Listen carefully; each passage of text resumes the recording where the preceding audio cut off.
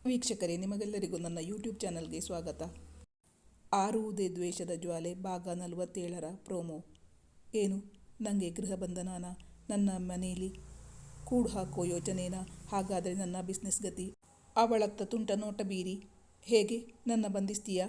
ಈ ನಿನ್ನ ಬೊಗಸೆ ಕಂಗಳಿಂದಲ, ಈ ನಳಿರ್ತೋಳುಗಳಲ್ಲ, ಪ್ರೀತಿ ತುಂಬಿದ ಈ ನಿನ್ನ ಹೃದಯದಿಂದಾನ?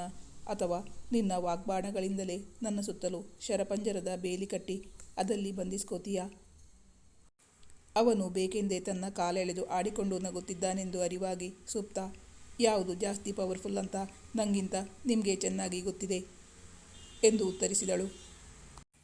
ಹೌದು ಚಿನ್ನ, ಯು ಆರ್ ಕರೆಕ್ಟ್. ನಿನ್ನ ಪ್ರೀತಿನ ಧಿಕ್ಕರಿಸಿ ಹೋಗೋ ಎದೆಗಾರಿಕೆ ನಂಗಂತೂ ಇಲ್ಲ ಎನ್ನುತ್ತಾ ಅವಳ ಕೈ ಹಿಡಿದು ಆ ಚಿಗುರು ಬೆರಳುಗಳಿಗೆ ತುಟಿಯೊತ್ತಿದ ಭವಿಷ್.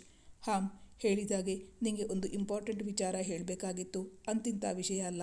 ಆ ವಿಚಾರ ಕೇಳಿದರೆ ಎಂತಹವರ ಕಲ್ಲೆದೆಯೂ ನಡುಗಬಹುದು. ನೀನು ಎದೆ ಗಟ್ಟಿ ಮಾಡ್ತೀನಿ ಅಂದರೆ ಈಗಲೇ ಹೇಳಿಬಿಡ್ತೀನಿ.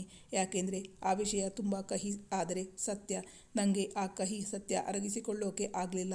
ನೀನಂತೂ ವಿಷಯ ಕೇಳಿದರೆ ಬೆಚ್ಚಿ ಬೀಳ್ತೀಯ. ಅವನ ಮಾತು ಕೇಳಿ ಅವಳು ಆತಂಕದಿಂದ ಅವನ ಮುಖವನ್ನೇ ನೋಡಿದಳು. ಅವಳಿಗೂ ವಿಷಯ ತಿಳಿಯುವ ಕುತೂಹಲವಿತ್ತು. ಅಷ್ಟರಲ್ಲಿ ರೂಮ್ನ ಡೋರ್ ಓಪನ್ ಮಾಡಿಕೊಂಡು, ಬೆಳಗ್ಗಿಂದ ನಿನ್ನ ವಿಷಯ ಕೇಳಿದಾಗಿಂದ ಗಡಿಬಿಡಿಯಲ್ಲಿ ನ್ಯೂಸ್ ನೋಡೋಕೆ ಆಗಲಿಲ್ಲ, ಪೇಪರ್ ಓದೋಕ್ಕೂ ಟೈಮ್ ಸಿಕ್ಕಿರಲಿಲ್ಲ. ಈಗ 1 ಗಂಟೆ ಮೊದಲು ನೋಡ್ತೀನಿ. ಇವತ್ತಿನ ಪೇಪರ್ನ ಹೆಡ್ಲೈನ್ಸ್ ಏನು ಗೊತ್ತಾ ಎನ್ನುತ್ತಾ ರೂಮ್ನೊಳ ಪ್ರವೇಶಿಸಿದ್ದಳು ರಕ್ಷಿತಾ. ಅವಳ ಮಾತು ಕೇಳುತ್ತಲೇ ಪತಿ ಪತ್ನಿ ಇಬ್ಬರೂ ದೂರ ಸರಿದರು. ಸುಪ್ತಾ ಮಾತಾಡಲಿಲ್ಲ. ಭವಿಷ್, ನಾನು ಪೇಷಂಟ್ ಕಣಮ್ಮ. ಈಗ ನ್ಯೂಸ್ ನೋಡುವಷ್ಟು ವ್ಯವಧಾನ ನಮಗಿಬ್ಬರಿಗೂ ಇಲ್ಲ. ಏನು, ಗಗನಕ್ಕೇರಿರುವ ಚಿನ್ನದ ರೇಟ್ ಡೌನ್ ಆಯ್ತಾ? ಶೇರ್ ಮಾರ್ಕೆಟ್ ಬಿದ್ದು ಹೋಯ್ತಾ ಎಂದವನ ದೃಷ್ಟಿ ಅವಳ ಕೈಯಲ್ಲಿದ್ದ ಪೇಪರ್ನತ್ತ ಹರಿಯಿತು.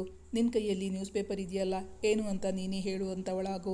ಅವನು ನಾಟಕೀಯವಾಗಿ ಹೇಳಿದಾಗ ಅವರು ಯಾರಿಂದ ದೂರ ಇರಬೇಕೆಂದು ಬಯಸಿದ್ದರೋ ಅವಳೇ ಮತ್ತೆ ಕಣ್ಣು ಮುಂದೆ ಪ್ರತ್ಯಕ್ಷವಾದಾಗ ಸೀದಾ ತಮ್ಮ ರೂಮ್ನೊಳಗೆ ಬಾಗಿಲು ಬಡಿದು ಎಚ್ಚರಿಸದೆ ನೇರವಾಗಿ ಗೂಳಿ ನುಗ್ಗಿದಂತೆ ಪ್ರವೇಶಿಸಿದವಳನ್ನು ಕಂಡು ಸುಪ್ತಾಳ ಮನದಲ್ಲಿ ಅಸಮಾಧಾನದ ಗೆರೆಗಳು ಕಾಣಿಸಿದವು. ಆದರೆ ವಿಶು ಅದನ್ನು ಕೂಲಾಗಿಯೇ ತೆಗೆದುಕೊಂಡಿದ್ದ. ಮುಂದಿನ ಸಂಚಿಕೆಯಲ್ಲಿ ನಿರೀಕ್ಷಿಸಿ. Thank you for watching.